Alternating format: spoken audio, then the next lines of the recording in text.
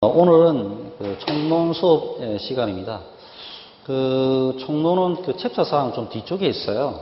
사실은 총론이 굉장히 중요한 부분이고 학문적 깊이도 있고 그 모든 문제에 또 연관된 부분이기도 하고 또 총론 자체에서 출제 경향도 상당히 좀 있는 편인데도 불구하고 뒤에 있는 것은 중요하지 않아서 그런 것이 아니라 보통 이제 책의 그 교과서의 텍스트 그 순서상 시공 순서에 맞춰서 이렇게 배열을 해놨기 때문에 그래서 우리가 보면 총론이 좀 뒤에가 있다 이렇게 생각하시면 될 것 같습니다.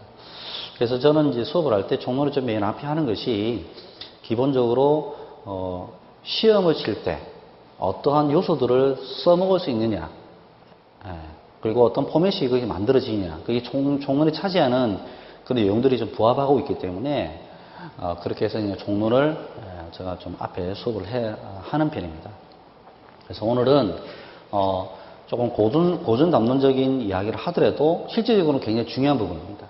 그래서 여러분 머릿속에 전체적인 포맷을 어떻게 가져갈 것인지에 대한 생각을 해보시고 그 총론이 정리되고 그 다음에 우리 흔히 말하는 공사관리계획이 공품 원안이거든요. 그것을 내가 오늘 정리를 잘해서 간다 라고 생각하시면 오늘 굉장히 소기의 성과를 얻어간다 이렇게 생각하시면 될 것 같아요. 그 총론에 대한 부분에 있어서 좀 이렇게 이야기하면 첫 번째 목적이죠. 이 목적은 이 시공계획의 목적입니다.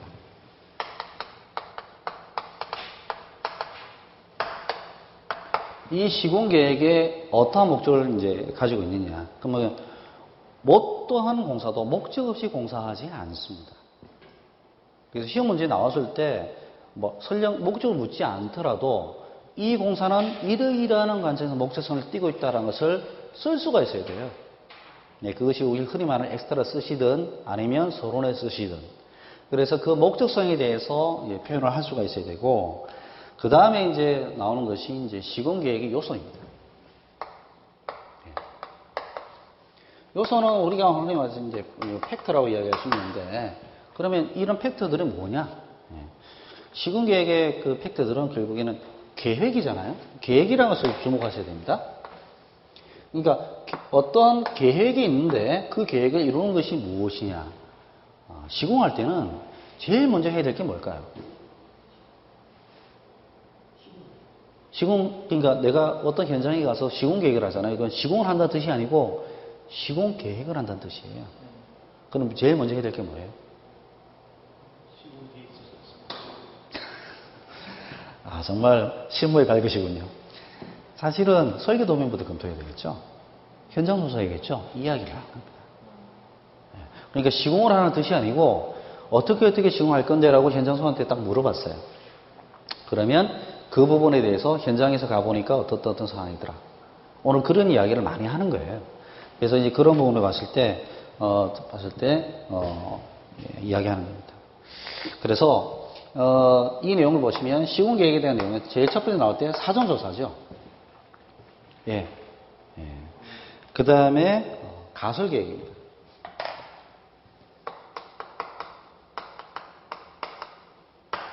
가설계획은 어떤 공사도 사실은 앞선 선행된 공사가 있습니다. 가설공사가 있죠. 우리가 지금 여기 보면 굉장히 인테리어가 잘 돼 있잖아요. 이것도 사실 가설공사가 필요한 겁니다. 왜 그러냐면 밑에 요즘 흔히 시공적인 말로 요즘 그런 말 쓰나 뭐 우막 깔잖아요. 그죠? 우막 깔고 올라가죠. 올라가서 이제 사람 키가 되는 데에서 머리 대고 그다음에 탁하람 치기 시작합니다. 그다음에 그러고 나서 그냥 모양을 만들기 시작하잖아요. 그래서 이제 그런 것들을 어떻게 보면 가설 계획인 거고요. 그다음에 이제 세 번째가 공법 선정 계획입니다.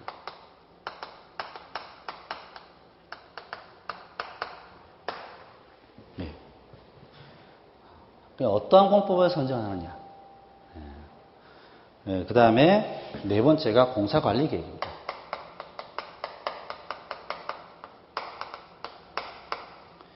이 공사관리 계획에 대해서 공법 선정이나 가설이나 사전조사나 대충 뭔지를 알아. 지금 이렇게 빨리빨리 말씀드린 이유는 큰 틀거리, 빨간색을 쓰는 큰 틀거리만 익혀가면 됩니다. 왜냐하면 이것을 여러 번 수업 들으신 분들은 이거 뭔지를 바로 알기 때문에 이거 다시 여기서 상세히 설명하기보다는 요 뒤에서 설명 다 해드릴 거니까 걱정하지 마시고 내용이 있다는 정도만 보시면 돼요. 근데 그래 사전조사 뭐 있는갑다. 가설계획 그런 거지. 공포선정계획 그래 공포 선정하면 되지. 근데 공사관리계획이라 하면 조금 애매모호하단 말이에요. 이게 뭘까? 자, 공사관리계획 쭉 보시면 아까 제가 뭐라 했어요? 공품원 안입니다. 그래서 공사관리계획은 바로 여러분들이 공품원 안이라는 것을 바로 캐치를 하셔야 돼요. 자, 그 시험 문제 중에 공사관리계획에 대한 문제가 딱 나왔다 하면 공품원안 없이 답을 쓰면 그 답이 만들어질까? 안 만들어지는 거예요. 이 가설계획처럼 딱 이야기를 하면 뭐다라고 이해를 하시는 분이 있는데 공사관리계획은 엉뚱한 걸 이야기하는 거야. 공품원안에 대해서 이야기를 안 하면 그 답은 만들어지지 않는다. 그 다음에 공사관리계획 하고 나서 하는 게 뭐냐면 조달계획입니다.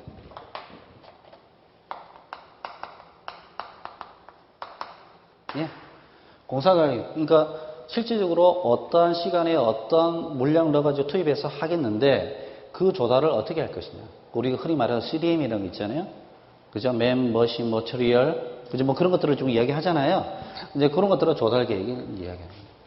그러면 이런 것들이 포함된 것이 무엇이다? 시공계획이다. 이런 뜻이에요. 다시 말씀하면 시공계획인 거예요. 네.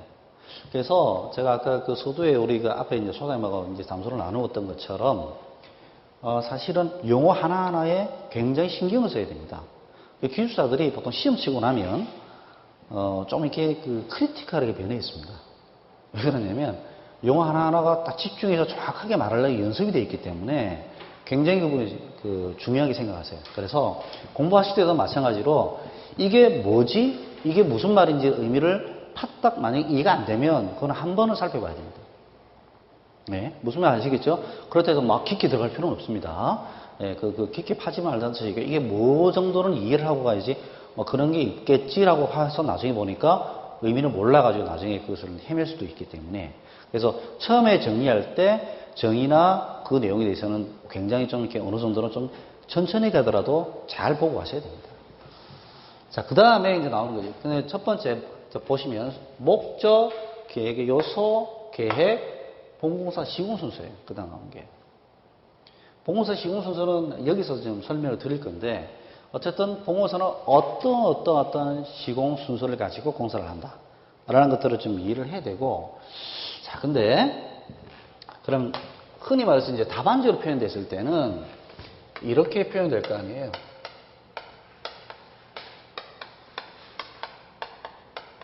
이게 시공 순서로 표현될 거 아니에요. 아니면 순서만 내 나열해서 이래 쓰겠다면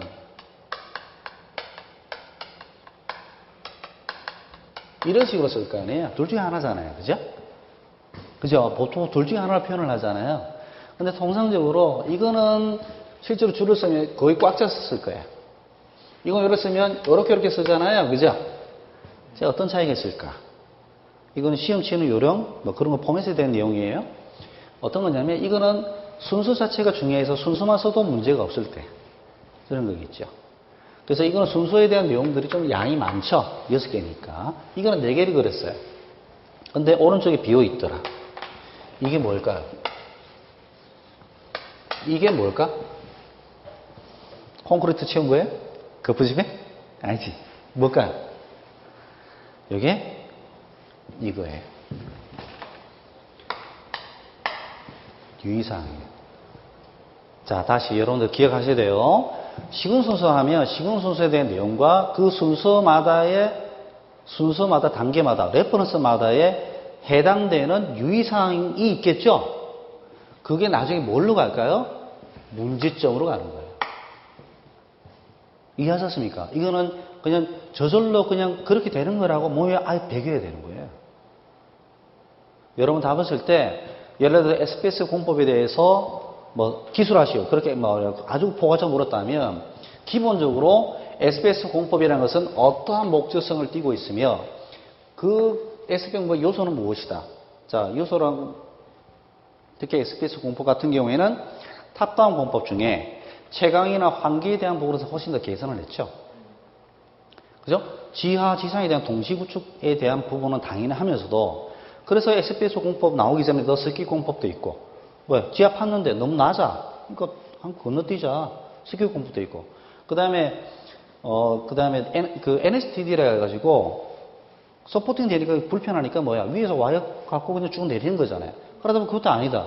이미 철골에 대한 기둥이 잘 돼 있으니 그걸 이용하자. 어떻게 해요? 브라켓을 이용하자. 그게 BRD 공법이잖아. 그런 식으로 가는 거잖아요. 그러니까 그런 것처럼 SBS 공법을 했다면 그런 목적이 무엇이가 어떻게 쓰인다. 자, 그러면 채광이나 환기. 즉 무슨 말이냐? 기존 탑다운 공법의 문제점부터 거론하는 거예요. 그렇겠죠? SBS 공법에. 이게 목적이나 의미가 되는 거예요. 의의가 되는 거예요. 이런 것들을 자연스럽게 이렇게 말하는 방법이나 생각하는 방법도 순서들이 정해져 있으면 답을 쓰는데 굉장히 유연하고 부드럽게 써지는데 이거를 계속 현장에서 자꾸 답을 쓸 때 짜내려고 하니까 익숙해지지 않습니까? 그때부터 굉장히 힘이 드는 거예요. 그 많은 문제를 다 풀어내려면 풀 때마다 힘들고 어렵게 이렇게 하잖아요. 그럼 나 지쳐가지고 답이 안 만들어집니다. 공부 자체도 안 되고 시험도 못 치는 거예요. 그래서 이런 것들이 실질적으로 목적인 의의에 대해서 이해를 하고 그 다음에 SBS 공법. SBS 공법은 뭐예요? 흠마이 공법이잖아요. 흠마이 공법에 슬러리열이 있고 그 다음에 지하 지장 구축 공법이잖아요. 그러면 사전조사에 대한 부분에 있어서 흠마이 공법이나 흡학에 대한 내용도 나올 수 있는 거겠죠? 그 다음에 가설 계획은 당연한 거지. 이건 뭐 이야기할 필요 없어요. 공법 선정계. 왜 SBS, 하필 SBS 공법이냐? 탑다운 공법인데. 그래 나올 수도 있는 거고. 그죠? 그 다음에 공사 관리계획. 공포문안이잖아요. 지하 공사이기 때문에 공포문안은 훨씬 더 중요하겠죠? 공사비도 많이 들고, 공사기간 많이 들고, 안전에 대해서는 신경 안 쓸 수가 없고. 그렇죠? 그 다음에 조달계획은 이거는 대규모 기술력이 들어가기 때문에 3M, 6M에 대해서는 그런 내용이 나옵니다. 이걸 다 쓰라는 뜻이 아니고요. 내가 생각나는 대로 여기서 4개 정도 골라서 쓰면 되는 거예요. 그 다음에 공무원사 시공순서는 SPS의 시공순서 썼다. 아까 여기서 PT에서 보여줄 때 SPS 공법 그린 거 보셨죠? 그거 2개 다 못 그리니까 한 개 딱 그리서 딱 넘어서 쓰죠. 쓰고 그 다음에 시공순서에 쓰는 거예요. 그럼 탑다운 공법은 별 차이가 없잖아. 나중에 해놓고 나서 파고 나서 어떻게? 업이든 다운업이든 둘 중에 하나 선택하면 되겠지. 업하고 무엇을 가지고 업하고 다운업합니까? 슬라브를 만드는 순서예요. 파는 순서가 아니라고. 예. 그래서 그 부분에 대해서 씁니다. 자, 그러면 오른쪽에 뭘 써야 돼요? 여기다가. 유의사항이에요. 이 유의사항이 가게 되면 자연스럽게 그러면 여기서 답을 썼어. 그럼 자연스럽게 밑에다 유의사항 쓰면 돼요? 안 돼? 쓰면 됩니다. 됩니다. 걱정하지 마세요. 이게 중원부원이 아니고 순서대로 쓰는 거기 때문에 쓸 때 자, 이거 좀 우리가 좀 흔히 좀 이렇게 막말로 말해보세요. 오른쪽 궁뎅이랑 왼쪽 볼기장이나 똑같은 거야. 무슨 말이겠죠? 근데 그 순서 내용이 자연스럽게 써지면 되는 거예요. 근데 이 내용을 그대로 쓰는 게 아니라 순서로 좀 쓴다든지 특히 중요한 내용에 좀 부각을 시킨다든지 여기서는 2줄밖에 못 썼는데 실제로 여기서는 4줄, 5줄까지 쓸 수도 있는 거예요. 중요한 부분에서는. 그렇겠죠? 예? 그래서 이제 그런 안정성이라든지 채공 환기에 대해서는 더 쓸 수 있고 또 탑다운 공법의 단점이 뭐예요? 역타설 문제가 있잖아. 그런 문제를 더 쓸 수 있는 거예요. 타설에 대한 내용이 나오면 여기 유의사항에 그런 걸 쓸 수 있는 거죠. 그거 쓸 때 글로만 쓰는 게 아니라 그림으로 들어갈 수도 있고. 자, 그렇게 해보니까 유의사항이 있으면 문제점이 발생되는 게 당연한 겁니다. 이거 조심해라. 근데 문제가 생겼어. 뭐 사전해놨어. 여기 문제 생겼잖아. 그래야 되는 거예요. 이런 것들이 그러면 공사에 대한 순서 내오면 당연히 유의사항을 갖다가 유의사항에서 문제점으로 흘러가는 것은 당연한 겁니다. 그렇겠죠. 자, 그러면 유의사항의 문제점이 나왔어. 그러면 이걸 내가 유의사항 문제점들을 답으로 이렇게 해서 표현했든지, 예? 예. 그렇게 하면 문제가 하면 그것들에 대한 답이 어떻게 될까? 유의사항이면 문제점이면 그것은 내가 해결 방안을 제시를 해주는 게 기초잖아요. 그렇죠. 그게 문제점 및 유의사항, 그 다음에 뭐예요? 대책. 이거 합힌 게 어떤 식이에요? 이거잖아. 이거만 그래도 무슨 말인지 알겠잖아. 문제점, 대책이잖아. 자, 문제점 몇 개? 8개. 대책 몇 개? 12개. 보통 이렇게 이야기를 하죠? 네, 보통 이렇게 이야기를 하면 8개씩, 12개 못 써요. 한 2개씩 빠집니다. 그래도 그 정도 목표량을 쓰고, 쓸 수 있도록 공부를 해라는 뜻이에요. 아시겠죠? 그러면 자연스럽게 유의사항 문제점 대책 나오죠. 그 다음에 나오는 게 뭘까요? 개선사항이죠. 앞으로는 이렇게, 자, 어떤 현장에 사고가 터졌어. 이 사고가 거푸집 터졌단 말이에요. 그럼 왜 거푸집 터진 걸 살펴보니까, 그런 문제점이 있더라. 그러면 대책을 어떻게 해라? 웨일, 그 띠장 더 몇 개 더 주고, 그 간격을 기준에 맞게끔 해라. 앞으로는 어떻게 해라? 이거 우리 현장에서는 이걸 기준으로 해서 이 기준을 벗어나지 못하도록 현장 관리하겠다. 이렇게 할 수 있잖아요. 그죠? 그게 개선사항이겠죠. 이런 기준이 없이, 그런 인지가 없이 공사를 했기 때문에 문제가 생겼다. 예를 든다면, 그렇게 된다면 대책하고 개선사항은 자연스럽게 나오는 거예요. 자, 그렇다면 이 순서, 유의사항, 문제점, 대책, 개선사항, 하나, 둘, 셋, 넷, 5개. 그럼 이거 다 써야 될까? 그렇지 않습니다.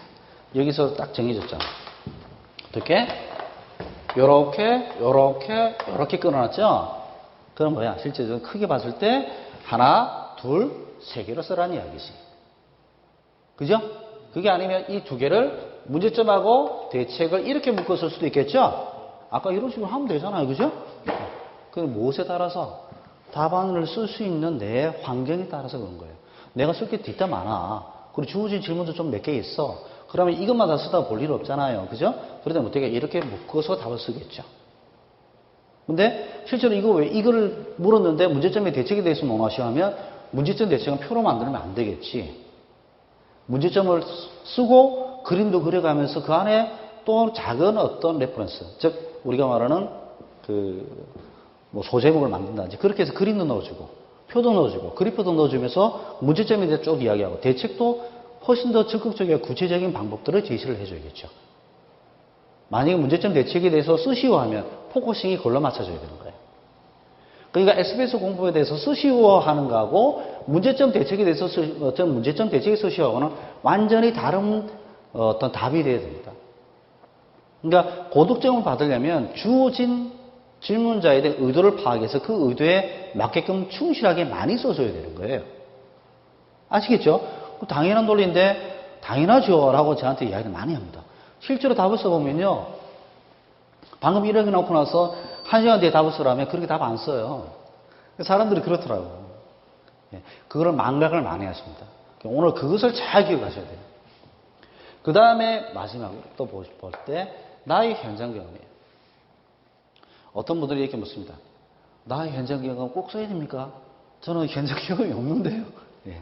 뭐 저도 현장 경험이 많은 편은 아닙니다. 저는 본사 근무를 많이 했기 때문에 많은 편은 아닌데 나의 현장 경험. 근데 그럼 물어봐요. 또 어떻게? 저는 혹시 채점자가 나의 현장 경험을 중요하게 생각합니까? 예, 중요하게 생각합니다. 문제는 그러면 이를 중요하게 생각하는데 채점 요소에 들어와 있고 그죠? 하는데 이거 어떻게 쓸 것이냐? 기본적으로 봤을 때 출제자나 채점자는 현장에서 실질적으로 기술자로서 활용하실 분들에 대해서 기본적인 존중이 있습니다. 예, 그렇기 때문에 현장에서 이게 일을 많이 하시고 고민을 하시고 그 어려운 그걸 돌파했던 현장 소장님들에 대해서는 굉장히 뭐라고 할까요? 그게 있어요. 좀 인센티브가 있어요. 심리적인 인센티브가 있습니다. 그래서 이게 이번에 이 현장에 대해서 이것을 느꼈구나 라고 표현되면 그게 가점 요소가 되지 절대 감점이 되지 않습니다. 물론 가점이 주는 분은 채점자에 따라서 조금 이렇게 성향에 따라 틀리긴 한데 그렇다면 여러분 답을 어떻게 써야 될까? 궁금해지죠? 그렇죠? 어떻게 써야 되냐면 과하지 않게 적정하게 쓰는 게 답입니다. 죄송합니다. 나 현장 경험. 분명히 넘쳐서 썼으면 안 됩니다. 과하지 않고 조금 작더라도 언급 정도 하고 그 언급에 대한 내용 문구 하나가 독특하고 현장에 있다는 느낌이 완다. 이러면 굉장히 좋은 거예요. 자, 그래서 나의 경험이라고 했을 때 발전 방향. 당연히 나의 경험이 있으면 앞으로 이런 문제가 있어 이렇게 했다 발전 방향 같이 쓰면 되겠죠. 나의 현장 경험 이렇게 쓰지 마시고 나의 현장 경험 및 발전 방향, 개선 방향, 그죠? 이렇게 쓰시면 이분은 하나의 레퍼런스면 나의 현장 경험에서 그러세요라고 하는 게 아니고 이분은 이렇게 또 경험을 통해서 이 기술에 대해서 상당히 이해도가 있고 어떻게 병행을 해야 된다는 또 개선 방향에 대해서 생각을 하고 있구나. 그럼 이 출제자가 이 문제에 대해서만큼은 굉장히 높은 점수를 줄 수밖에 없어요. 단 문제는 어떤 문제도 당신의 현장 경험을 쓰세요라고 하는 답 문제는 없단 말입니다. 그럼 주어진 문제가 아니잖아요. 그걸 과하게 쓰면 안 됩니다. 이해하셨죠? 자, 그러면 여기서 또 하나 생각될 게 있습니다. 나의 현장 경험과 발전 방향은 준비를 했었어야 돼요. 아니면 그날 생각나는 대로 기분 좋은 대로 쓰는 거예요.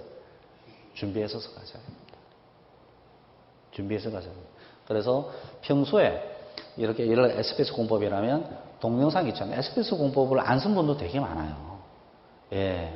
안 해본 분도 많기 때문에 모든 공법을 다 해본 그 맞는 박사처럼 이렇게 맞는 박사 시험 치는 게 아니잖아요. 그리고 채점자나 그 출제자들은 어떻게 생각하시냐면 기술사가 됐다 해서 완전히 기술사가 됐다 해서 기술의 1인자가 됐다. 최고의 완성됐다고 생각을 절대 안 합니다. 어떻게 보면 그때부터 시작인 거예요. 그렇기 때문에 모르고 있는 분야가 많은 건 당연한 거예요. 그럼 어떻게 하느냐? 동영상 보고 보는 거죠. 그리고 혼자서 보는 것보다 세네 사람에서 같이 보는 거예요. 그리고 해봤던 사람 설명 듣는 게 더 좋습니다. 자, 그렇게 하면 그 경험들을 노트를 하고 그냥 기억을 하는 거예요. 그러면 시험 치는 데 도움되지만 평상시에도 도움될 겁니다. 평상시에도 너 이 공법 해봤어? 한번 해봐. 이 공법 이거야. 이러면 헤매거든요. 솔직히 전 그랬습니다. 덜큰 겁이라는 거야. 안 해본 공법이야. 예. 안 해본 공법이니까 덜큰 겁이라는 거예요. 근데 나는 복합 공법을 하라는데 이거 따로는 해봤어. 같이 하라니까 헷갈리는 거야. 왜? 시궁순수가 섞이거든. 이게 현장에서 자꾸 버벅대는 거예요. 사람은 다 그래요. 그렇기 때문에 그런 현장 경험이나 내용들을 평소에 좀 공부를 해두면 자기 시험에도 공부도 되고 자기 지식에도 공부도 되고 좋습니다. 그래서 그 취미생활 생활로 하셔야 돼요. 그래서 그런 것들을 또 사실 제가 수업 시간에 조금 몇 개 동영상을 모아놨어요. 틀 건데 그런 것들을 이제 앞으로 이제 계속해서 제 수업도 그렇게 진행을 하겠습니다만은 그렇게 하시면 되겠고요. 아까 말씀드린 이거는 어떻게 한다? 배보다 배꼽이 크면 안 되는 거야. 알겠죠? 과하지 않는 선에서 적당하게 해서 미리 준비를 해봅시다. 자, 그럼 마지막으로 하나 또 이야기하겠습니다. 결론. 결론은 뭘까? 결론은 뭐냐 이러니까 자꾸 회사 이름을 이야기하던데 그게 아니고요. 결론은 결론입니다. 자, 여기서 한번 여쭤볼게요. 채점자가 맨 마지막에 보고 가는 게 뭘까요? 채점자가 맨 마지막에 보고 가는 게 결론입니다. 채점자가 결론 안 읽고 간다면 물어보면 결론 읽지라고 해요. 물론 빠르게 읽죠. 대충 읽는다 말씀드리는 것은 좀 이렇게 녹화가 되고 있기 때문에 말씀드리긴 하지는 않겠지만 읽습니다. 아니면 보기를 하십니다. 자, 그러면 채점하기 전에 보고 가신다. 읽는다고 생각했을 때 그 결론이 좋으면 좋을까요? 나쁘면 나쁠까? 좋으면 좋겠죠. 즉 예전에는 이랬어요. 결론 대충 써라 했어요. 제가 공부할 때만 해도. 결론 대충 쓰라고 이야기했고 칸 정도 메꾸는 정도 수준밖에 생각 안 하시더라고요. 저는 그렇게 생각 안 했어요. 공부할 때도. 그리고 제가 이게 수업을 하면서도 느끼는 게 뭐냐면 결론은 잘 써야 됩니다.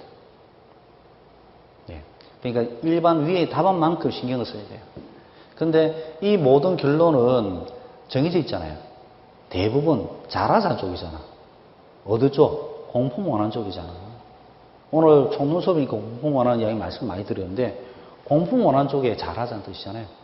공기 줄이고 안전하게 하고 품질 관리 잘하고 이런 식이잖아요. 그런 식으로 정리하면 돼요. 더 중요한 게 뭐냐? 그냥 말로만 할게요. 안 쓸게요. 뭐냐면 주어진 질문에 대한 결론을 잘 내야 되죠. 이 질문자가 SBS 공법 오늘 이야기했는데 그 중에 안정성에 대해서 이야기를 했어요. 그럼 답은 뭘로 가야 돼? 결론은 안정성으로 가야 돼요. 그렇게 하셔야 기승전결이 맥락이 있는 답안이 됩니다. 출제자 의도에 맞춘 답안이 되는 거예요. 그렇게 해야 점수 몇 점대? 190점대 이상 가는 겁니다. 그게 안 맞춰지면 190점대는 쉽지 않습니다. 예. 제가 말씀드린 것처럼 190점대 되어야 다른 점수가 낮은 게 들쑥날쑥하기 때문에 그 부분을 안심하고 할 수 있어요. 이해하셨습니까? 예. 그래서 결론 준비를 하시고요. 그래서 그런 노하우는 앞으로 계속해서 제가 설명드릴 거예요. 2부, 3부 수업 때 이야기 하잖아요. 그죠? 예, 2부, 3부 수업 때 그거는 PT를 보고 여러분 과제할 때 결론을 이렇게 내시면 안 되고 이렇게 내시라고 제가 제안을 드려요. 무조건 그렇게 내셔야 안 하잖아요. 그지? 해보는 거예요. 내 말 믿고. 해보다 보면 자기만의 방법 생겨. 근데 내가 해보는 건 더 좋아. 오케이, 굿. 계속 그렇게 가십시오. 예, 그렇게 되는 거죠. 그러니까 결론은 미리 준비를 할 수가 있어요. 딱 뺐는데 글만 쓰다가 또 시간적으로 봤을 때 결론에 공을 들일 수 없잖아. 시간이 모자란데. 그러면 빨리빨리 그리고 보기 좋게 만드는 거고. 그리고 그 제목을 따오는 거고. 물론 일본 요령이겠지만 중요한 것은 결론은 나름대로 잘 내고 가야 된다. 예전처럼 무식하게 그냥 대충 써라. 이렇게 하면 안 된다. 아시겠습니까? 예, 그렇게 해서. 자, 그러면 다시 간단하게 좀 복습을 해볼게요. 총론은 일단은 제가 어떻게 생각하냐면 시군계획을 제일 먼저 좀 말씀드리는 것이 이 총론에 대한 요소들의 내용들이 답안의 구석구석에 형성을 많이 하게 돼 있어요. 그래서 제가 그걸 읽었어요. 이 시험의 특성을 읽었다고요. 그래서 총론할 때 시군계획에 대한 내용을 포맷을 먼저 말씀드리고 그 포맷에 대한 내용들을 오늘 비로소 시군계획에 대한 목적 그런 내용들이 어떻게 표현되는지 공포문항이라든지 시운전 관리계획, 사전조사라는 내용들이 그럼 어떻게 표현됩니까? 그러니까 이렇게 이야기를 하면 다 알아먹어요. 답을 써라면 못 써요. 그럼 어떻게 쓰는지 그걸 이제 단계별로 천천히 보여드리는 거죠. 예. 사실 결론적으로 말씀드리면 오늘 판서만 갖고 있는 문제를 내기 시작하면 어떻게 내는 게 문제 중에 그런 문제를 낼 거냐면 어떠한 초고층 공사, 예를 들어서 초고층 공사에서 사용되는 공기단축 기법에 대해서 논하시오. 이렇게 물어볼 거예요. 오늘은. 그러면 공기단축? 이게 총론은 무슨 상관인데?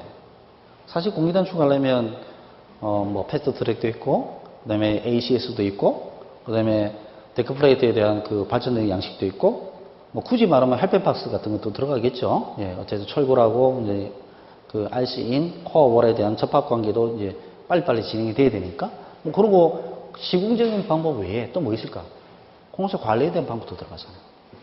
그럼 뭘까요? 공정관리지. 공정관리의 목적이 뭔데요? 공사를 빨리빨리 진행될 수 있도록 정리하는 거죠. 늦어지면 만회를 하고. 그죠? 네, 그런 식으로 해서 공정관리할 수 있도록. 그래서 늦어진 공기를 만회할 수 있도록. 그러면 그런 내용도 들어가는 거예요. 그러면 아까 말씀드린 그런 공법적인 내용 외에도 공법적인 내용을 한 6개 썼어. 한두 개는 뭐라서 공사관리 기법이 들어가줘야 점수가 높아지는 겁니다. 아, 시점자가 이분은 이거 외에도 다른 어떤 것들을 두루두루 들어보고 있네 라고 보는 거예요. 자, 그러면 그거 말고도 또 이런 게 있어요. 현장에서 안전관리에 대한 내용이 나오잖아요. 그죠?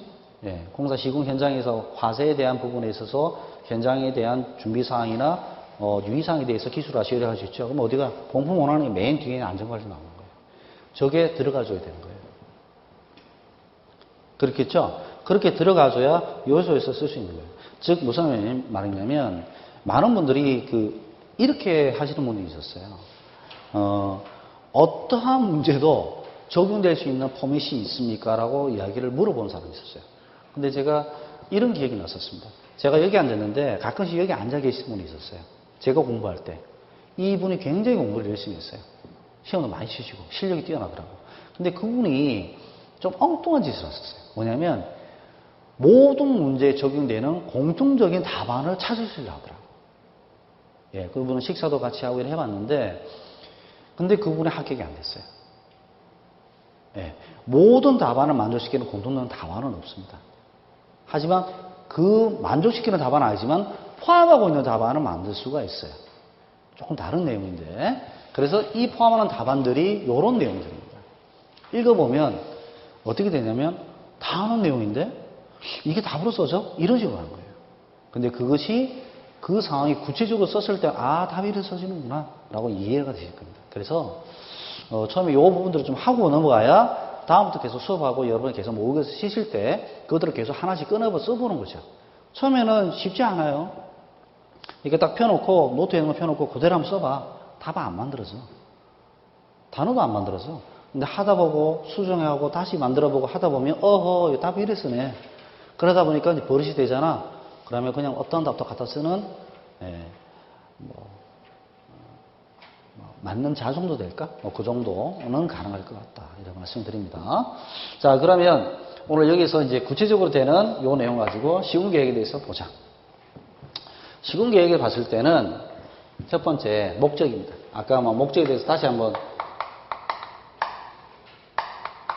이야기를 했습니다만은 이게 목적 말고 다른 말로 하면 또 필요성도 되겠죠. 어떠한 시공에 있어서 어떠한 목적이 있고 어떠한 필요성이 있느냐. 이것을 인지를 하고 있어야 합니다. 이게 봤을 때 첫 번째는 이게 시공이니까 시공관리의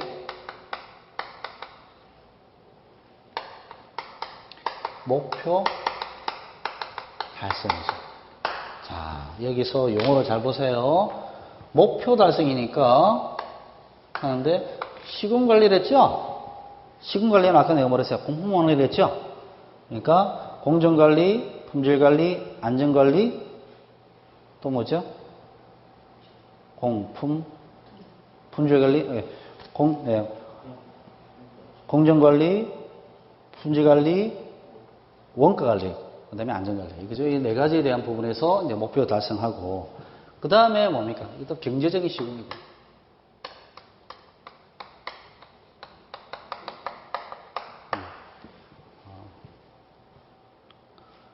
그 다음에 세 번째는 안전한 시공이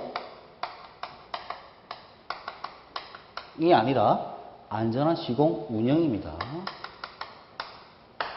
공사 운영을 어떻게 하느냐, 안전하게 하느냐.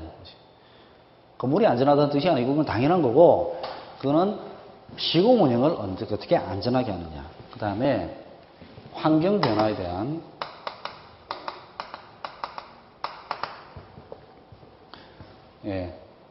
제고. 이게 말이 좀 어려운데 쉽게 말씀드릴게요.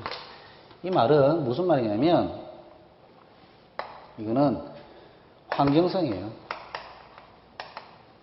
다시 말하면 이거는 민원에 대한 대응입니다.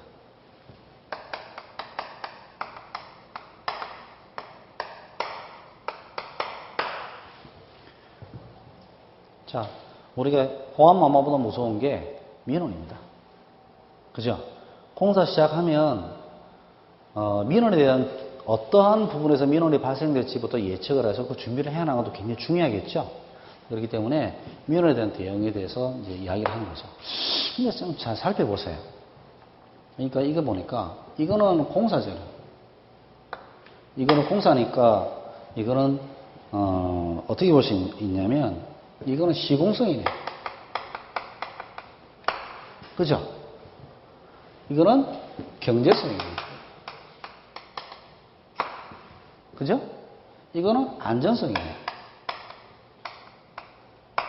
이거는 뭐예요? 무공해성. 시공성, 경제성, 안전성, 무공해성. 많이 들은 거죠? 뭐예요? 시경안무예요. 즉 뭐야?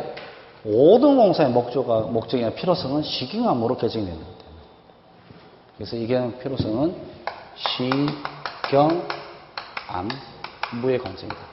자, 그러면 내가 어떤 공사에 대한 공법에 대해 나오면 먼저 이 내용에 대한 정의와 더불어서 필요성의 목적을 뭘로 쓴다? 시경안무로 쓴다라고 머리가 탁 박혀 있어야 됩니다. 그런 답을 못 쓸 게 없어요. 자, 그러면 조금 예를 들어볼게요. 아까 가장 이제 비관한 예로 흙막이 공사를 할게요. 그러면 흙막이 공사의 목표니까, 그죠?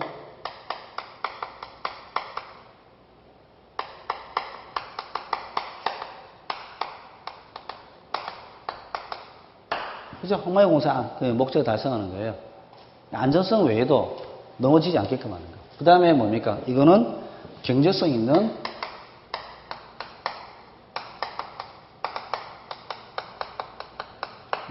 공사가 되는 거고.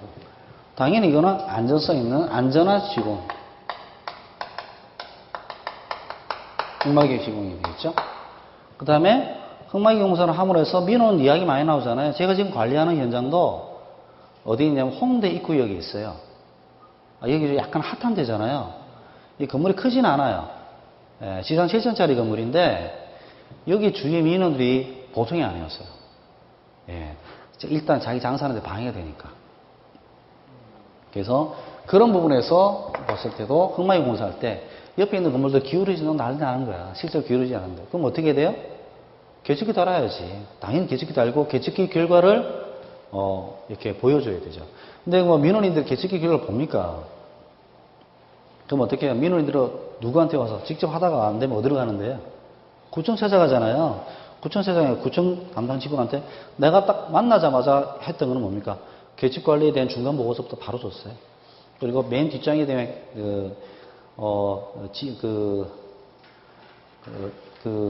테라자기에 대한 등급 있죠? A, B, C, D, E 등급 있잖아요. 그죠?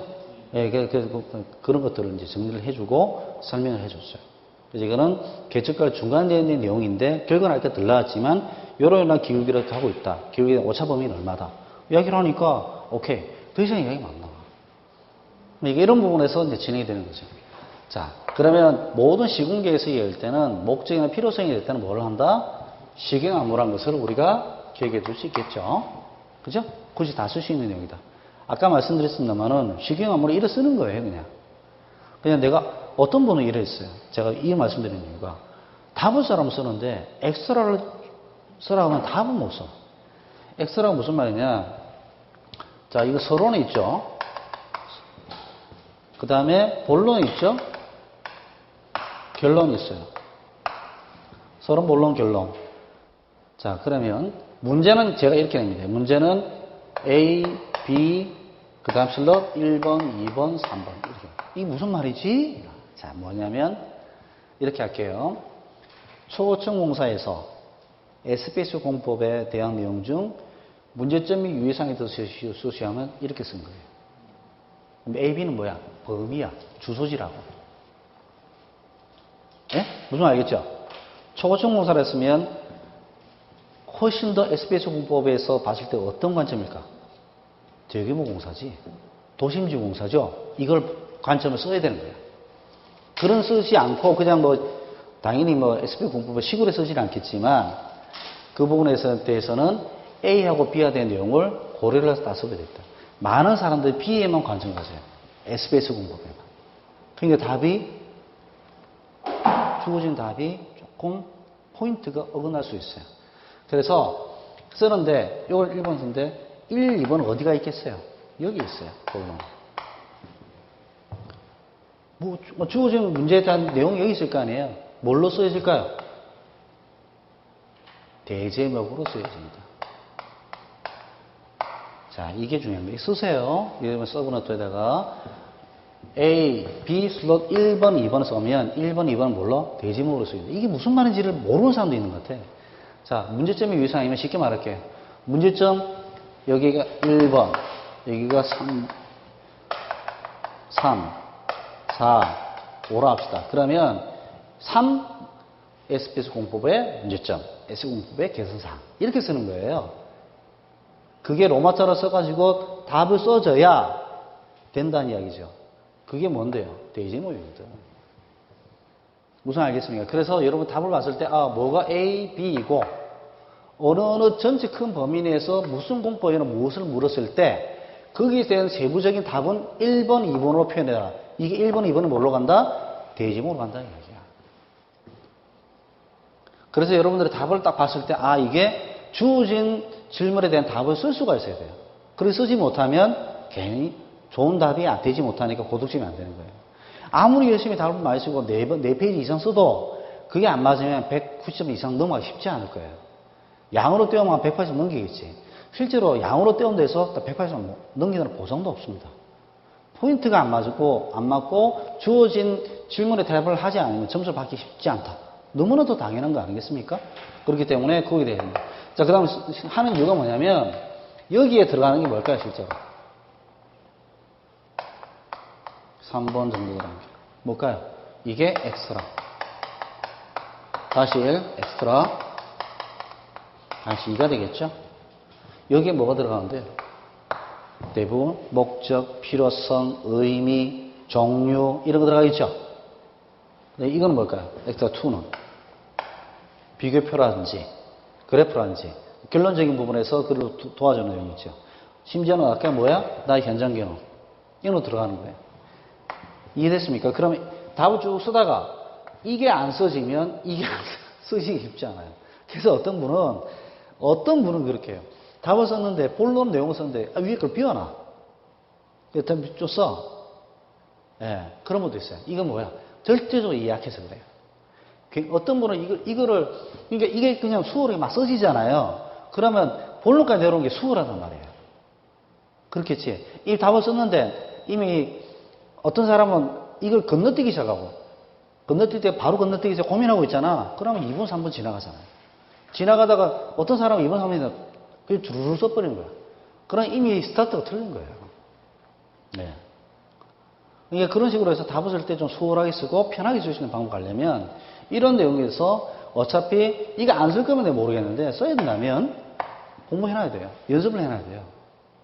아시겠습니까? 그렇게 자연스럽게 쓰자. 그래서 그런 이야기입니다. 자, 그래서 지금 보시면 시공계에서 쓰는 것은 결국에는 목적, 필요성 같은 이런 엑스트라는 뭐다? 시경 안무 관점에서 답을 쓰면 대부분 다 써지게 돼 있다라는 것이 지금 제가 드리는 말씀입니다. 그 다음에 이제 시공계획 요소, 중요한 부분입니다. 시공계획 요소는 아까 여기서 이제 아까 요소나 팩트라고만 이야기하고 더 이상 설명 안 하고 넘어갔는데 요거예요. 그러면 이런 시공 계획의 요소에서 가장 중요한 게 뭘까? 이게 봤을 때는 저는 이렇게 말씀드립니다. 대지 및 주변 현황이 될까요? 모든 시공 계획에 대지 및 주변 현황을 떠난 시공 계획은 없어요. 분명히 시공이 아니에요. 시공 계획이랬습니다. 그럼 모든 시공을 어떻게 하자? 그러면 뭐야? 대지를 떠나서 이야기할 수 없어요. 그럼 대지를 그럼 대지에 대해서 뭘 이야기할까? 첫 번째, 대지 내의 조건이 있겠죠. 대지 내. 당연히 대지 외의 조건이 있을 거고.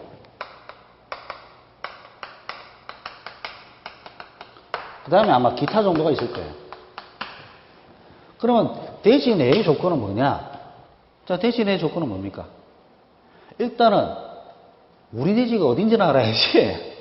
우리 대지가 어딘지도 모르고 우리 땅들 보면 아주 택지 개발 예정지구처럼 아주 잘 반듯반듯해가지고 한 땅은 그렇게 흔하지가 않아요. 한쪽은 경사지, 한쪽은 자풀도 많아가지고 실제로 그러니까 대지 경계가 분명하잖아요. 그러면 당연히 뭐부터 해야 돼요? 예?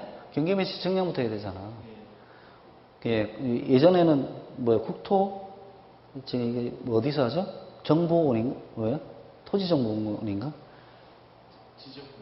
그러니까 지적공사 옛날 얘기고 죄송합니다. 이거 그거 계신 분한테 좀 죄송한데 제가 저도 이제 그래서 뭐 지적공사를 합시다 여기까지 죄송한 이야기인데 어쨌든 그 공사에 계신 분 해서 해야겠죠? 네. 통상적으로 누가 해야 돼요 원래? 건축주가 하는 겁니다. 근데 건축주한테 자꾸 그런 안 하니까 뭐야? 그냥 공사 시공사 하잖아요, 그죠? 예. 그 설계자가 하는 것은 뭡니까? 대지에 대한 예배라고 현황 조사를 하게 돼 있죠. 그 맞습니까? 예. 그래서 돼 있고 그러면 대지 조건은 뭐야? 첫 번째 경계명시. 그러니까 경계명시 측량입니다.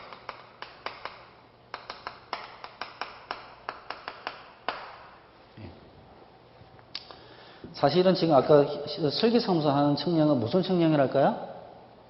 그렇습니다. 현황 측량이죠. 현황 측량을 뭐 측량하는데? 대지 경계도 측량을 하죠. 하지만 그것은 개런티가 안 되잖아요. 물론 지표서 갖고 다 하고 뭐 이렇게 하긴 하는데 측량하지만 그거 외에 또 뭐 합니까? 그래서 이제 개런티를 하기 위해서 경계면 측량하는 거고, 그죠? 이건 공부상에 확인되는 내용이니까 공부상 확인된 내용은 재산상의 분할상에 대한 문제를 정리를 하는 거예요. 굉장히 민감한 부분입니다. 이게 우리 땅이 담벼락이 여기 넘어갈 수도 있는 거고 저기 넘어갈 수 있는 내용이잖아. 그죠? 하는 거고. 설계사무소 경계면시 측량 안 하고 뭡니까? 현황 측량 하잖아요. 현황 측량을 바탕으로 설계를 하잖아요. 레벨이 어떻게 하니까. 저건 뭐 있어요? 현황 측량 값이 있겠죠. 현황 측량에는 레벨에 대한 내용, 대지에 대한 범위, 또 뭡니까? 밑에 있는 지하에 대한 구조물에 대한 내용이 들어와요. 우리가 뭐 지작물이라는데 지작물보다는 지하 시설물로 이야기하는 게 좀 좋습니다. 뭐 있습니까? 5대 시설물 뭐 있어요? 자, 상하수도, 도시가스, 상수도, 하수도, 도시가스, 전기, 통신. 맞아요? 네, 그리고 5대 시설물이 있는 거죠. 그게 심지어는 우리 대지를 건너가는 경우도 있어요. 예전에 내가 뭐 그 택지 개발을 했는데 갔어요. 갔는데 이제 지구 단위 계획도가 이제 소프트웨어라면 토지 이용 계획도가 하드웨어 정도로 이야기하면 될 거예요. 토지 이용 계획. 토지 이용 계획에 보면 그거는 건축적인 면적만 표현한 게 아니고 각 분야별로 토목 분야별로 나눠진 게 많이 있어요. 시설물들이. 그래서 그걸 다 열어보면 딱 보니까 좀 이상한 게 있어요. 우리 땅에 귀퉁이 위에 이랬는데 여기 뭐가 지나가 땅에. 땅 위에는 없어요. 이게 뭐지? 라고 봤어. 이게 국어더라고. 암거더라고. 예. 그래서 내가 물었어요. 여기 관할된 그 분양팀에. 모르겠대. 기술팀 가라 하죠. 분양팀 기술팀 나눠지는 곳은 거기입니다. 그래서 갔더니, 이거는 어쩔 수 없이 도시 기반 시설을 만들기 위한 암거이기 때문에 어쩔 수 없이 지나가야 된다는 거야. 우회해서 갈 수가 없대. 그러면 우리 땅인데 이거 어떻게 된 거예요? 라니까, 그래서 좀 싸게 팔았다는 거야. 그래서 좀 싸게 팔았다는 거야. 예. 그래 하는데, 그러면 우리가 할 수 있는 게 뭡니까? 그러니까 건물 지을 수 있어요? 못 짓습니다. 그럼 우리가 할 수 있는 것은 조경이나 부대토목 정도는 가능합니다. 우리가 재산권 행사가 다 안 되는 것이죠. 우리 땅이라 말하기도 어려운 것이에요. 이런 것도 다 조사가 돼야 되는 겁니다. 그렇겠죠? 예. 그래서, 그렇게 해서 그런 어떤 대신해 줄 겁니다. 그러니까, 지하 시설물에 대한 그런 부분들이 좀 들어가줘야겠죠. 예. 그 다음에 또 하나가 뭐냐면, 집안이에요, 집안. 집안 구성. 무슨 말인지 알죠? 지하에 뭐 있다는 거. 지상물 말고, 인공 지정 말고 자연 집안이 뭐 있다. 쉽게 말해 안반이잖아요. 자, 이제 이런 걸 통해서 아는 것이 이제 보링인데, 그죠? 자, 이렇게 할게요. 자, 우리가 예전에 이런 일이 있었어요. 땅이 이렇게 보다 약간 요렇게 생겼나? 뭐 이러다가 돼 있더라고. 그래 했는데, 이게 산이에요. 여기도 산이구만. 이것도 어디 공사에서 택지를 이제 개발을 했어요. 근데 내가 눈치를 챘지. 이게 택지가 처음에 없었다가 마지막에 들어와 있더라고. 그럼 뭐야? 처음에 계획이 없었다는 거죠? 계획이 없었는데 여기에 돈이 들 것 같은 게 들어간 거야. 그러면 여기에 무리수가 있다 없다? 있어요. 하나는 교통일 거고 하나는 땅일 거예요. 대부분 그래요. 예. 그런데 눈치채야 된다니까. 그래 보시면 갔는데 내가 여기서 이제 그분이 땅을 사셨어, 건축주가. 그래서 제가 그때 좀 다른 일을 바빠가지고 다른 팀이 갔는데 그분이 이제 다른 라이센스를 갖고 있었어요. 건축 쪽에. 갔다 오시고, 여기 너무 좋은데요. 라고. 집중 너무 좋을 것 같아요. 뭐가 좋은 거예요? 갔다 오셨어. 제가 바빠가지고 갔다 오세요. 뭐가 좋은데요? 그러니까, 거기 뭐, 집만 지으면, 집이 아니고 이제 건물을 지으면, 집은 주택은 아니었고요. 지하 몇 층까지, 지하 4층, 5층까지 파는 건물이었어요. 하면 너무 멋지겠다. 그냥 경선. 예. 뭐가 좋은 거니까, 앞에 가니까 개천이 흐르고 뒤에는 산이 있어. 저는 이렇게 생각했죠. 큰일 났구나. 배산임 주잖아. 기술자한테 배산임 주면 위험한 거예요. 대한민국의 70%, 산의 70%는 안반이 나옵니다. 예. 10개 산을 깎았을 때 7개가 밑에 암이 나와요. 산을 깎았을 경우에. 그렇기 때문에 깎았다는 뭐가 있다는 이야기야? 암이 있다는 이야기예요. 앞에 개천이 있죠. 이거 지하수위 왔다 갔다 하는 거예요. 지하수위 왔다 갔다 하는 거는 뭡니까? 흙모의공사 안전성에 문제가 있는 거고, 암이 나오는 건 뭡니까? 이건 진짜 문제가 있어요. 까야 되는 얘기거든요. 그래서 제가 여기서 보링 하셨습니까? 그러니까 보링 안 했대.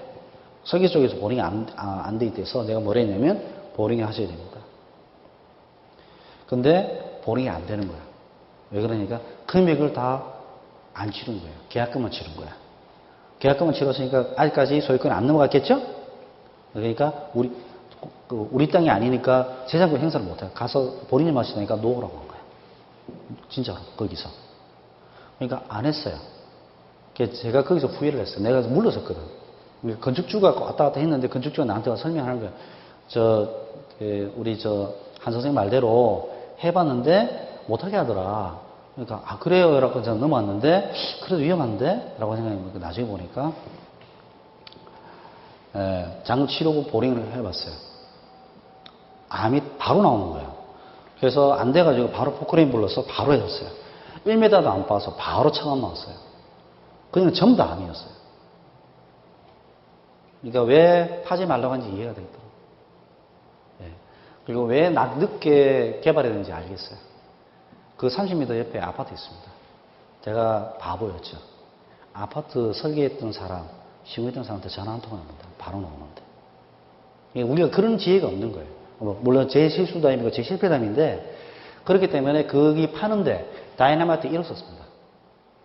근데 옆에 있던 아파트가 최근에 지은 거잖아요. 30m 옆에. 가만히 있었겠어요? 그 민원 비용하고 엄청나게 들어갔습니다. 공사도 지은 거. 그러니까 이렇게 되는 과정에 땅 밑에 내용을 모르고 들어갔다. 이게 큰 문제입니다.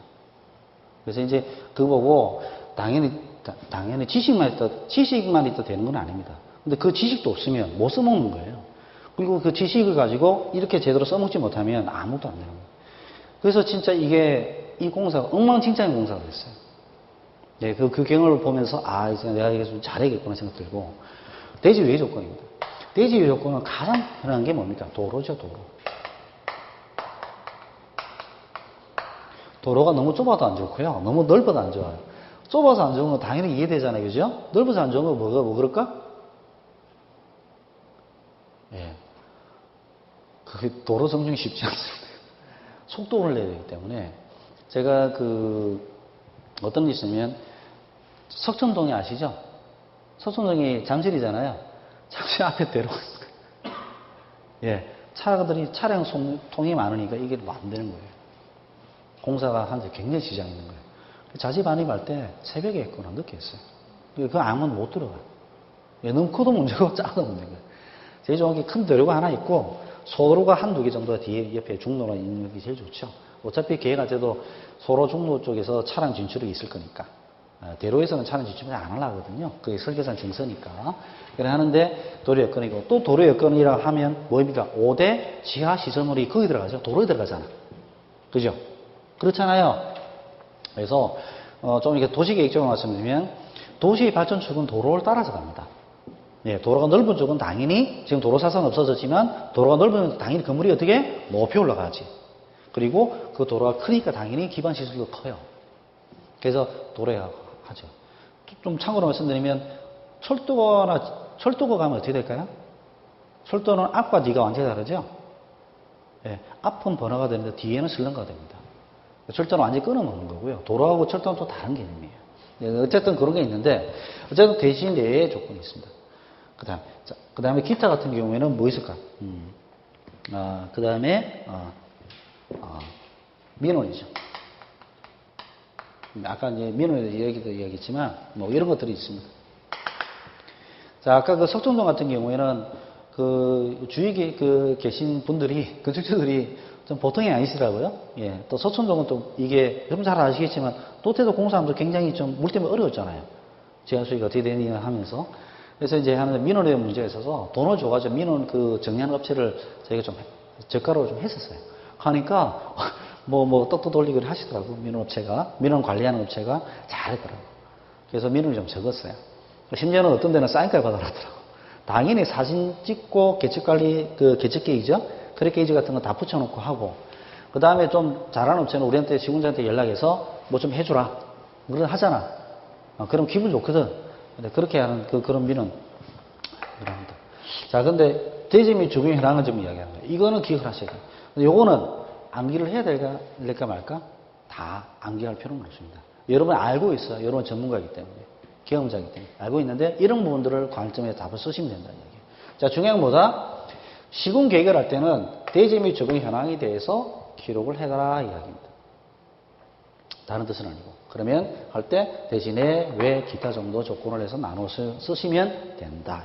안에 있는 흰 볼펜을 쓴 거는 여러분 편하신 대로 쓰면 돼요. 여러분 경험에 비추어서. 그러니까 답이 정해지지 않고 큰 포맷만 기억하시면 되겠습니다. 그 다음에 이야기는 뭐냐면 가설계획입니다.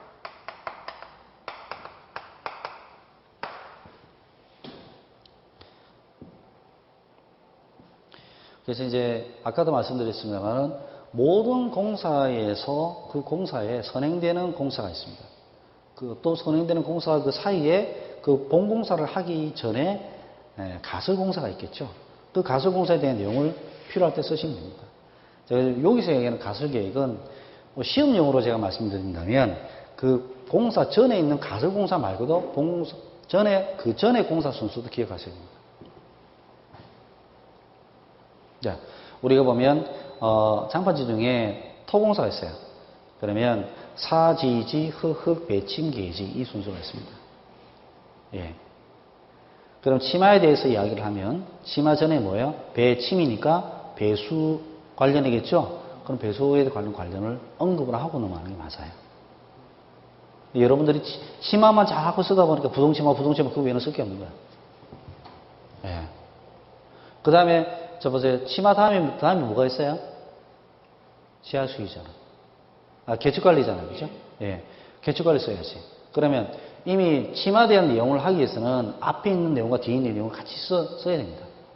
물론 치마에 대한 내용을 가장 많이 써서 한 6대 정도 쓰고 나머지는 2대 이렇게 쓰고 아니면 7 정도 쓰고 나머지 1.5에 1 이렇게 쓰고 이런 식으로 해서 답을 쓰셔야 쓸 게 많아지는 거예요. 예. 물론 제가 아까 여기서 이야기했듯이 주어진 문장에 대한 내용으로 답을 포커싱 맞춰서 답을 쓰되 그것만 2개 쓰는 게 아니겠죠. 그죠? 이 앞에는 또 쓸 거, 또 뒤에 쓸 게 많잖아요. 이렇게 답이 정결하게 보이고 일목요연하게 보이고 설득력 있게 보입니다. 그 이야기입니다. 그래서 가설계획은 뭐 특별한 그런 게 없는데 그냥 뭐 우리가 보면 첫 번째 타공사와 관계검토.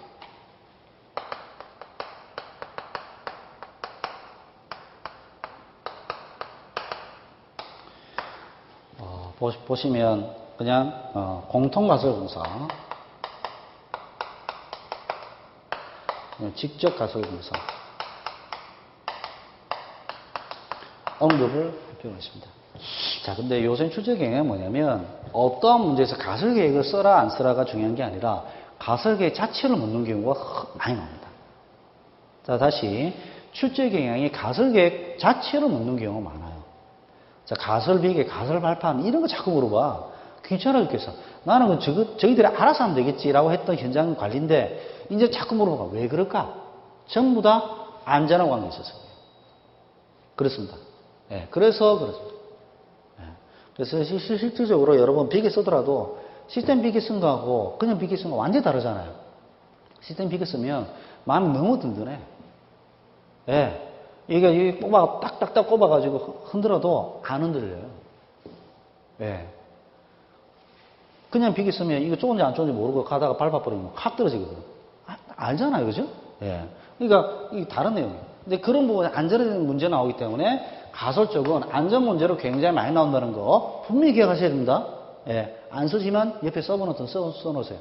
그럼 여러분 공부를 한참 하다가 공부할 게 없어. 물론 그런 일은 없겠지. 하지만 뭘 봐? 가설도 앞쪽으로 가 있어야 돼요. 우선순위 쪽으로. 근데 가설이 나오는 게 몇 개가 많지가 않아요. 10개도 안 돼요.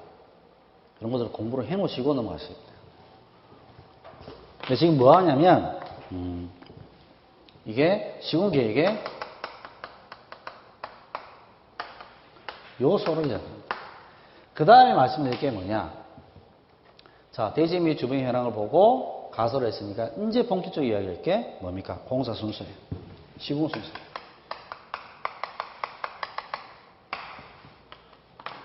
시공 순서는 여러분들이 오늘 시공 순서를 만드는 방법을 가르쳐 드릴게요.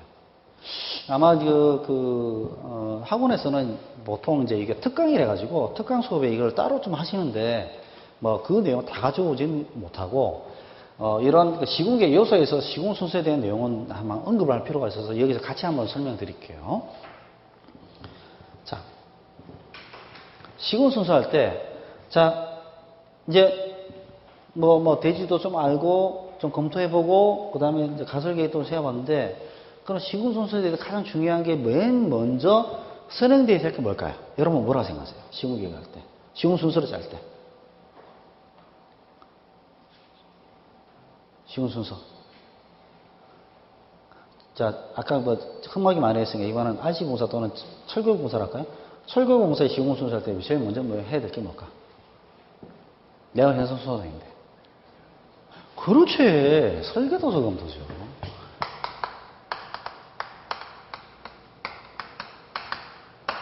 설계도서 검토예요. 예. 이거를 빼먹으면 안 돼. 그 다음에 우리 해야 될 게 아까 말씀드린 입지조건 검토. 뭐냐면 모든 주요 공정은 땅에 붙어 있거든요. 그러니까 입지조건 관계가 돼 있는 거예요. 그래서 그걸 하기 위해서는 뭐야? 사전조사를 해야 돼. 이것이 돼야 됩니다. 자, 내가 이런 말 할게요. 내가 어떤 제가 수업을 들으니까 이런 말씀을 하시던데, 이분이 경상도 말로 하시더라고. 어떤 시골에 계신 분이 이제 서울에 놀러 갔어. 그러니까 경복궁도 있고, 덕수궁도 있고 많잖아요. 가가지고, 애인한테 딱 팔짱 끼고 가서 뭐라 했냐면, 그 사람이 시공하시는 분인데, 좋지, 오래됐지. 이걸로 끝인 거야. 경복궁 보고 그렇게 이야기하면 될까? 그럼 비전문가지. 좋지, 오래됐지? 이게 아니잖아. 뭐냐면, 거기에 대해서 알려면 공부를 하고 해야 돼요. 그 공부를 하고 가는 게 뭡니까? 설계도서를 검토하는 겁니다. 제가 이렇게라도 설명드린 이유가 뭐냐? 중요하다는 이야기입니다. 계속해서 반복이 됩니다. 왜 그러냐면, 어떤 일을 시작할 때 설계도서 검토에 대한 부분에서 문제점이 생기면 그 문제점을 두루룩 써줘야 돼요. 아시겠죠? 자, 그래서 항상 현장 할 때마다 설계도서 끼고 현장 간다. 라고 생각하시면 현장 가서 뭐해? 입지조건 검토하고 사전조사할 필요가 있다면 사전조사하자. 끝까지가 단락이 끝이 나야 되는 거예요. 아까 제가 이제 사례도 말씀드린 것처럼 그까지 해야 그나마 기술자로 할 일을 했다는 거예요. 사전조사까지. 그죠? 보링도 하고. 예. 사실은 보링 같은 경우에도 사실은 설계 당시에 해놔야 유리하죠? 왜 보링이 설계 당시에 해놔야 유리할까요? 보링에서 얻는 게 뭔데요? 지하에 있는 안반에 대한 구조를 얻죠. 지하의 질주. 또 안에 얻는 게 뭘까요? 지하수에 또 중요한 거 빠졌는데? 시력. 그거는 이제 그렇고. 오케이. NC가 빠졌잖아. NC가 뭔데요? 표준관의 심에 의한 내용이죠. 구체적으로 63.5kg의 추를 75cm 높이에 떨어졌을 때 샘플러가 30cm 관입되는 타격 요소를 말합니다. 맞습니까? 자, 그러면 이게 N치가 뭔데요? 진해력? 진해값이에요. 그죠? 진해력 추정치지. 진해값이 아니잖아. 그죠? 이게 중요한 겁니다. 추정치입니다. 그 추정치라도 알면 어떻게 돼요? 구조에서 설계해서 어떻게 해요? 반영을 합니다. 그게 없으니까 뭐예요? 이 땅은 현장에서 20톤 이상의 댐을 확인하고 시공하라 이렇게 주기를 알잖아. 그죠? 그렇기 때문에 그게 조건을 달아요. 또 하나 중요한 게 뭐냐면 보링을 하게 되면 NX가 있고 BX가 있어요. BX와 NX는 광경 차이다 이렇게 얘기하고 있는데 광경 차이가 있지 당연히. 하나는 70이고 하나는 90이니까. 근데 문제는 뭐냐면 90이 된 거는 뚫고 내려가는 거예요. BX는 어디까지 내려갑니까? 암이 나오면 끝나요. 그래서 10m 나오다 그냥 들어올려. NX는 원래 또 다 뚫어야 돼요. 내가 원하는 깊이까지. 예, 보통 이제 NX도 암 나오면 그냥 들어 보이는데, 그러니까 25m, 25m 또 뚫어야 됩니다. 그러면 더 중요한 게 뭐냐? 불교란 시선은 어디서 나와? 불교란 시선은 어디서 나와? NX에서 나오거든. 그래서 제일 중요한 게 뭐냐? 탄성파 시험을 어디서 해요? NX에 BX에. NX에서 하거든. 탄성파 시험을 하게 되면 그게 뭐예요? 지진에 대한 내용에 대한 지수가 나옵니다. 즉, 보링을 안 하면, 보링에 대한 NX를 안 하면, 지진에 대한 지진 계산을 어떻게 한다? 구조는, 지역 개설에서 두껍게 때립니다. 그래서 골조가 항상 두꺼워요. 그렇기 때문에, 그 부분에 대해서 하기 때문에, 사실 좀 아시는 분은 설계 당시부터 어차피 할 거니까, 한번 해주는 거죠. 그러면 예를 들어서 땅이 좀 넓어요. 그럼 BX가 한 3개 정도면 NX 정도 한 개 정도 해주고. 그럼 비용은 뭐 한 600 정도 되겠네? 뭐 이래저래 되는 거죠? 네. 그렇게 하는 거예요. 물 없으면 물차 하나 요즘 45만 원 하잖아. 그죠? 빌리고. 뭐 이렇게 하는 거예요. 예. 예. 그렇습니다. 그래서 요즘에 뭐 BX만 한다면 BX 항공이나 두공이나 값 같으니까. 뭐 그래 가는 거고. 어쨌든 그런 식으로 해서 설계 데이터를 넘기면 그게 그 지수로 해가지고 하기 때문에 일단은 가진 데는 콘크리트 물량이 준다고? 그것도 줄겠지. 하지만 더 주는 건 뭐 줄까? 철근이 줄지. 철근 비싸거든. 야, 이런 식으로 줄여갈 수 있는 겁니다. 자, 그래서 예, 그런 거 좀 보시기 바랍니다. 오늘 좀 이야기가 자꾸 길어져서 하는데 이 수업이 좀 진도가 안 나지만 오늘 첫 달이니까 그죠? 진도를 좀 천천히 나가고 하지만 나중에 이 실무적인 내용 들어가면 어때는 진도 좀 빠를 수도 있습니다. 오늘은 겨울 텀이라 제가 천천히 하지만 그렇게 합니다. 자, 그 다음에 입지조건 사전조사 했을 때 그 다음 나오는 게 뭘까? 네모나가 뭘까요? 고민을 하는 거예요. 네, 뭐죠? 예, 공포 선정 공개.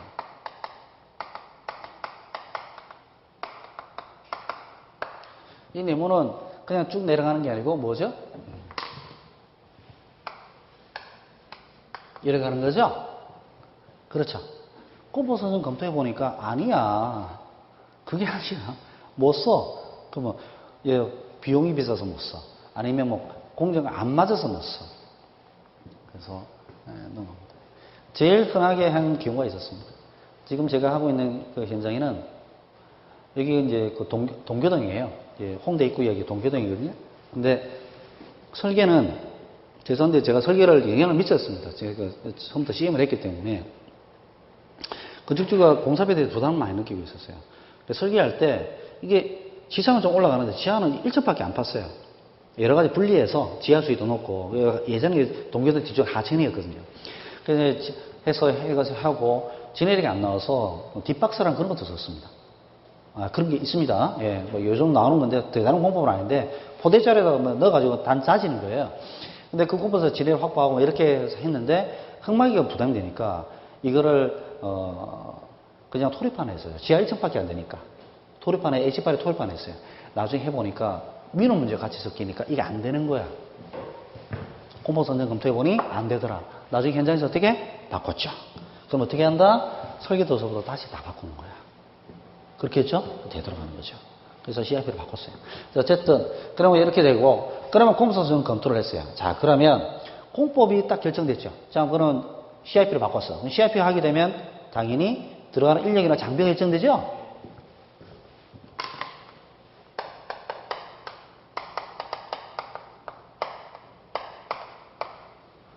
검토를 했어요. 자, 그럼 요까지가 무슨 의미입니까? 사실은 여러분이 특강 수업에 이렇게 수업 설명 안 해줍니다. 예, 예. 저는 이렇게 실무적으로 부분을 다 묶어서 이렇게 설명해 드리지만, 1장비 결정되면 뭐가 결정됐을까요? 실질적으로 생각해 보자. 오늘은 어차피 좀 천천히 가는 날이니까, 첫날이라. 이게 결정됐다는 게 뭘까요? 소장님, 뭐가 결정이 아세요? 재료객이 결정된 거예요. 재료비, 농비, 경비가 결정된 거예요. 내역이 결정된 겁니다. 이해하셨죠? 내역이 결정됐기 때문에 당연히 거기에 대한 결정을 했으니까 그걸 가지고 본공사를 할 수 있는 거죠. 그죠?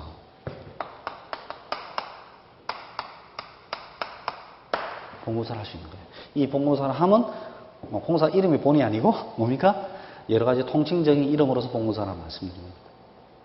그 다음에 하고 나면 그 다음에 시험 후 검사 시험이 있겠죠. 시공 후가 아니고 시공 후 검사나 시험이 있겠죠. 우리가 흔히 말해서 이제 콘크리트 같은 경우에는 이제 공시가 뜨고 염화물 테스트, 그다음에 뭐 합니까? 공기랑 테스트, 또 뭐 하죠? 슬럼프 테스트. 예, 그걸 하잖아, 그지? 예. 그래서 하죠. 그것도 그 지난주 금요일 날 난리가 났었습니다. 진짜 이 기술자도 눈 똑바로 떠야 돼요. 예? 내가 진짜 거기서 온 레미콘인데 그 작은 데가 아니거든요. 현장이 조금 이렇게 애매모호하니까 섞어서 쓰는 거야. 그래서 내가 그래서 목이 쉬었습니다. 예, 적었습니다. 강도만 같다고 다 같은 거예요. 혼화제 틀리고 공기랑 기준이니까 같을 수밖에 없어요. 슬럼프치도 그 기준 안에 들어오면 돼. 슬럼프치가 공기랑하고 염화물은 기준치 안에만 들어오면 돼요. 범위니까. 근데 나머지가 다 틀려. 강도 같아요? 다 같아요? 슬럼프치 다르죠. 하나는 120, 하나는 150이었어. 하나는 뭐예요? 혼화제가 다 틀린 거야. 근데 같은 거예요? 그거 섞어서는 아니잖아. 옆에 건축주도 계셔가지고 일부러 어쩔 수 없죠. 그런 경우가 많습니다. 펌프를 이래 쓰고 저래 쓰더라고. 그래 내가 그런 게 있었는데 어쨌든 맨 마지막 내가 뭐다 정리정돈입니다. 자 여기서 한번 볼게요. 자 그럼 아까 여기서 봤을 때 그냥 의미를 생각하셔야 돼요. 쳐다보지 마시고 여기에 뭐다 이미 재능이 결정됐으니까 여기 결정되니까 공사 할 수 있는 거야. 아니 우리가 공사를 어떻게 바꿀지도 모르는데 그냥 그 덜렁 하는 거야? 아니잖아요, 그죠? 예, 본사에서 허락 안 나오면 그 공사 못 하는 거예요. 예. 자 그러면 시험으로 넘어갑시다. 자 단계가 하나, 둘, 셋, 넷, 다섯, 여섯, 일곱 단계예요. 그럼 요거 한 두 줄 잡아먹겠네. 그러면 한 8줄이라 보면 16줄 잡아먹어요. 그러면 이게 3분의 1페이지, 그러니까 우리가 승진 2줄인가? 예, 그러면 약 3분의 2페이지 가까이 잡아먹겠죠? 8줄 곱하기 2니까 쓰고 건너뛰고 쓰고 건너뛰고 화살표 쓴다고 그러면 3분의 2페이지 잡아요. 답 이래 쓰면 될까? 곤란합니다. 이거에 대해서 상상해서 씌워라면 모를까? 이래 쓰는 게 아니에요. 그럼 어떻게 이거 줄여야겠죠? 어떻게 줄일까요? 자 보세요. 요렇게 하나 줄이고 요렇게 하나 줄이고 요렇게 봉고선 하나 가고 요렇게 4개 가고 맞아요? 그럼 몇 개가? 4개 가는 거야. 이렇게 줄였으면 돼요. 4개가 될 수 있고 5개 될 수 있고 6개 될 수 있어요. 7, 8개는 좀 많아요. 그래서 보통 4개에서 6개 정도 쓰시는 게 맞습니다. 자, 왜 그러냐면 그럼 4개에서 6개는 내가 마음대로 쓰겠죠? 어디 기준에 맞춰 쓰는 거죠? 어디 기준 맞춰 쓰는 거죠? 문제. 오케이. 또 어디 갈까? 답안지에 남은 칸수를 보는 거야. 답안지 남은 칸수 반 페이지 나왔어요. 거기다가 내가 답을 쓴다. 그럼 몇 개 써야 돼요? 5개 쓰는 거 쓰죠. 쓰고 띄고 띄고 쓰고 10개니까. 그지? 그렇게 하는 거예요. 즉 뭐야? 순서의 내용은 조금 차이가 있으면 내가 4개를, 3개는 안 돼요. 보통 4개 이상 씁니다. 4개에서 보통 6개, 7개. 그 정도 사이를 씁니다. 많이 쓰면 8개고. 근데 보통은 4개에서 6개 정도 쓰고, 오른쪽에 뭐 쓴다? 유의사항 쓴다. 이렇게. 그래서 그렇게 해서 답을 쓰네요. 이게 일반적 공통적인 사항이다. 이렇게 보시면 되겠죠. 아시겠습니까?